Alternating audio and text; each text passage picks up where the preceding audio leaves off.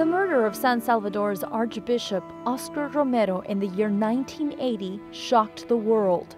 It happened during the Cold War. The government in the Central American country launched a fierce repression against the left to put a stop to the guerrillas. Trade unionists, politicians, and even priests and nuns were killed. The Archbishop of San Salvador denounced violence on both sides and called for a more just society. This was a sermon he delivered just one day before his death. Yo quisiera hacer un llamamiento de manera especial a los hombres del ejército. Hermanos, son de nuestro mismo pueblo, matan a sus mismos hermanos campesinos y ante una orden de matar que dé un hombre, debe de prevalecer la ley de Dios que dice no matar.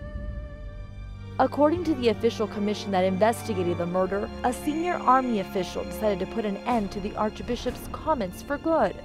The death squad decided to kill him when he was least able to defend himself, during a mass celebration in a hospital.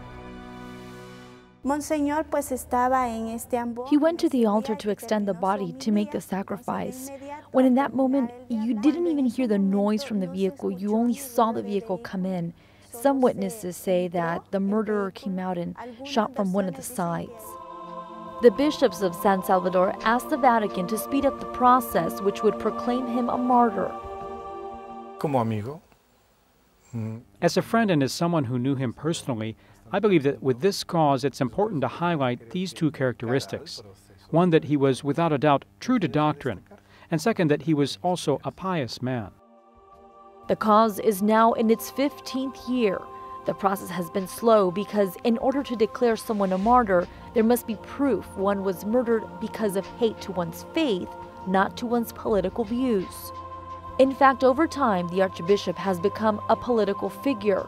Even though the process is still ongoing, John Paul II described him as a testimony of faith during a ceremony in memory of the martyrs of the 20th century at the Colosseum in Rome.